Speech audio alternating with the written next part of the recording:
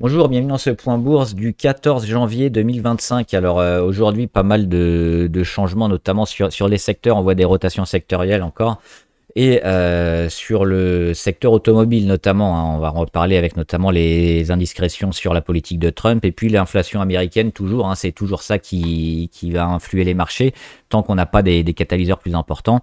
Et ils sont revenus un peu moins élevés que prévu, ce qui explique la bonne tenue d'une partie des actions. Alors, comme d'habitude, avant de commencer, je rappelle que les informations et analyses données sur cette chaîne sont données à titre indicatif et ne peuvent pas être considérées comme un conseil en investissement. L'investissement en bourse est risqué et vous êtes responsable de tous les investissements que vous faites. On fait un petit point aussi sur les marchés chinois avec le rebond, hein, qu'on avait vu probable, espéré surtout sur les chiffres d'hier, notamment import-export en Chine. On a un petit rebond, alors c'est pas encore assez, hein, pour voir une réelle relance de tout le marché chinois, mais il y a quand même un petit mieux. Donc on pense à toutes les valeurs chinoises, pourquoi pas.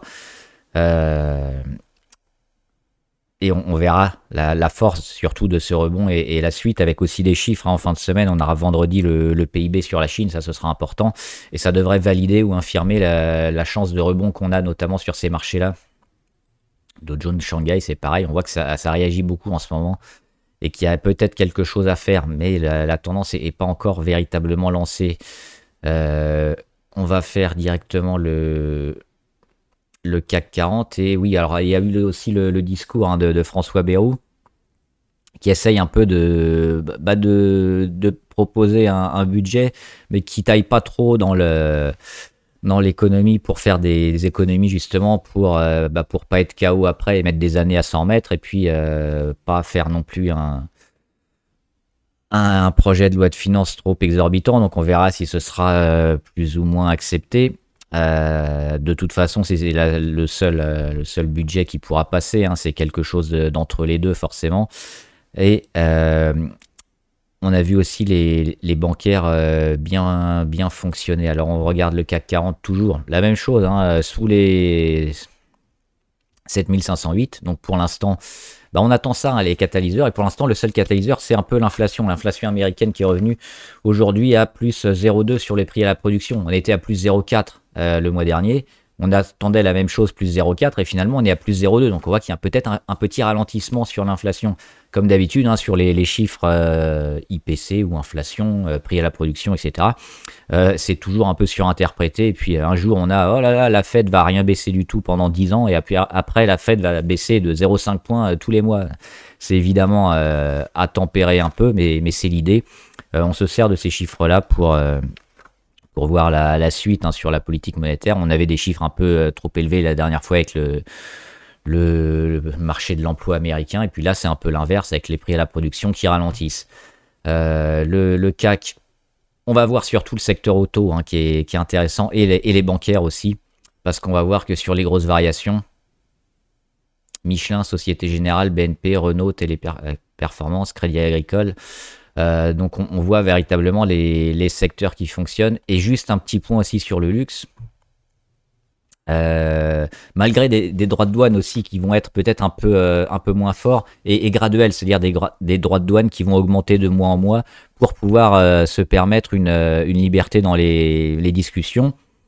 Alors on verra ce que ça va donner, hein. C'est potentiellement ce qui va se passer sur les taxations américaines, qui arrangeront peut-être un peu le marché, mais ce ne sera pas la panacée, hein. S'il y a des droits de douane trop élevés, ça va handicaper tout le monde. Juste sur le luxe, on voit quand même L'Oréal, moins 0,5. Kering, moins 2, moins 2,17, donc c'est pas terrible. Hermès, ils bougent plus trop. Hermès, depuis un moment, là, ils font plus 0,2, mais on voit que ça plafonne. LVMH, c'est un peu mieux, à plus 0,7. Donc on pense forcément à la fois à la Chine et aux droits de douane, hein, d'un contexte économique qui devrait influer sur ce secteur-là. Et on voit que c'est assez disparate. Et pour l'instant, c'est pas encore assez fort pour monter tout ce marché-là. Les bancaires, on avait parlé de la Société Générale, ça y est, c'est fait. Elle a cassé, hein, c'est 27,72 €. Donc plutôt une bonne chose, on l'avait dit, hein, les chances de cassure étaient très élevées. Donc maintenant, soit prendre maintenant, parce que de toute façon, on n'a quasiment pas cassé très fort, hein. On est à 27,86, donc par rapport au 27,72, on est encore dessus. Même s'il y a un retest dans quelques semaines, on peut jouer peut-être la force des bancaires avec la confirmation mercredi sur les bancaires américaines. Ils vont donner leurs résultats. Il y a plusieurs bancaires américaines qui vont donner leurs résultats. Même si elles surperforment les européennes, ça pourrait quand même donner une indication sur la force des bancaires à venir, même si aussi il y a une différence avec les bancaires qui sont aux États-Unis avec notamment des taux un peu plus élevés avec la Fed et l'Europe avec la BCE qui va continuer à baisser. La BNP, c'est pareil, on a un petit rebond. Le graphe est un peu moins beau, il y a moins de spéculation, mais on voit quand même qu'on est dans du rebond technique intéressant sur la BNP et le Crédit Agricole. Également, petite mèche haute, mais on revient sur ces niveaux-là, la moyenne à 200 qu'on avait cassé ici, on y revient enfin. Et il y a aussi un pic de volume plutôt favorable, donc ça c'est pas mal. On va finir avec le secteur automobile. On le voit, quasiment tout vert. Ce qui n'est pas vert, hein, c'est Porsche, Honda, Subaru, Nissan. Alors, il n'y a pas tout, hein, c'est les principales. Mais à la fois le secteur auto et les équipementiers, parce que les équipementiers, on regarde ici, OP Mobility, plus 7. On l'avait noté. Pour moi, c'était une des plus intéressantes dans l'équipementier, avec ce retour ici hein, qu'on avait noté sur moyenne à 200, et puis les cassures successives. Donc, plutôt intéressant le rebond du secteur auto qui confirme. Forvia, c'est pareil, plus 8. Le graphe est un peu moins beau, mais la dynamique est là.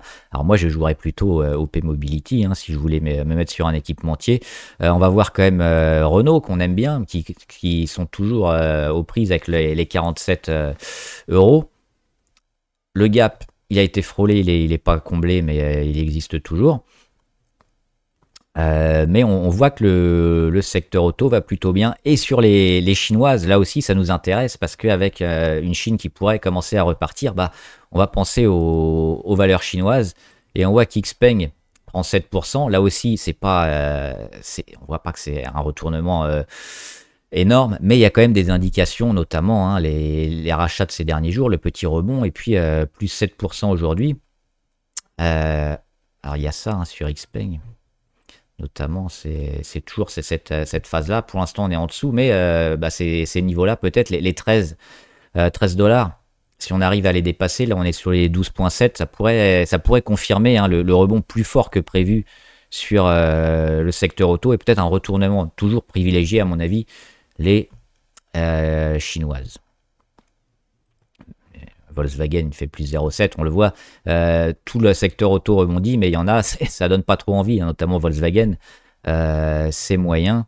Stellantis, c'est pareil, plus 0,3, le graphe il est horrible, les chiffres sont pas terribles, donc le secteur oui, mais pas n'importe qui dans le secteur, et Geely en Chine, plus 2%.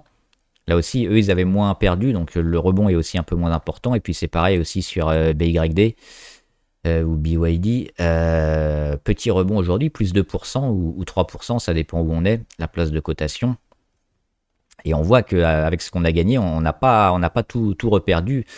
Et on est en train d'accumuler sur des niveaux intéressants dans une tendance déjà de fond plutôt favorable. Donc le secteur auto, oui. Les leaders, oui, toujours les Chinois, éventuellement Renault. Les équipementiers qui marchent bien, comme par exemple OP Mobility.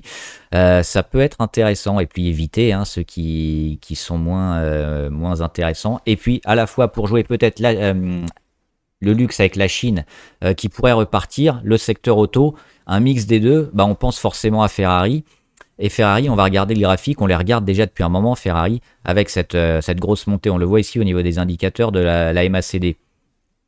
On voit de moins en moins haut, là on est bien bas. Donc on a bien digéré aussi le premier gap là qu'on avait noté cet été, entre le 14 et le 15 août. Enfin oui, le 14 et le 16 août du coup, parce que le 15 août c'était fermé. Donc, petit gap qu'on a comblé ici au mois d'octobre, mais surtout ce qu'on voit, alors déjà la tendance de fond, c'est magnifique. Hop. Ce petit gap là hein, qui date du début d'année 2024, il n'a pas été comblé. Ensuite on en met un autre ici, août 2024, on le comble. Et puis surtout cette figure, avec le double échec quasiment sur les 450, hein, 450, 456, la figure de M, mais le M il n'est pas cassé, on tient le support des 407. Donc là, c'est à peu près toutes les mêmes cotations. Là, je l'ai pris en Italie, mais il y a aussi des cotations à Francfort ou ailleurs, ou à New York. Donc 407 €.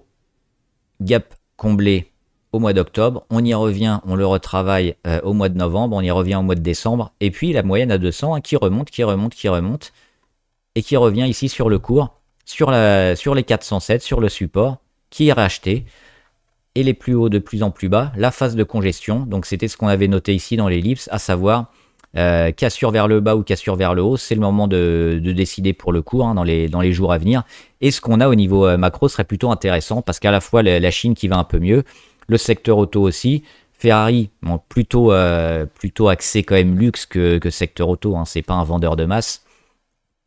Et à la fois le timing sur le graphique, ça me semble une valeur à acheter pour moi entre maintenant et les jours prochains. La confirmation, on l'aura où? Sur cette cassure d'oblique court terme ici, et éventuellement sur ce niveau des 424 environ. Donc moi c'est ça que je joue. Sur Ferrari, probablement une position à prendre maintenant. Un travail ces prochains jours ici, et une cassure pour confirmer la belle progression de Ferrari. Voilà, j'espère que la vidéo vous a aidé. N'hésitez pas à me dire en commentaire ce que vous en pensez, les valeurs que vous suivez, et les questions sur la bourse en général ou les actions en particulier. J'y répondrai. Bon trade, à plus!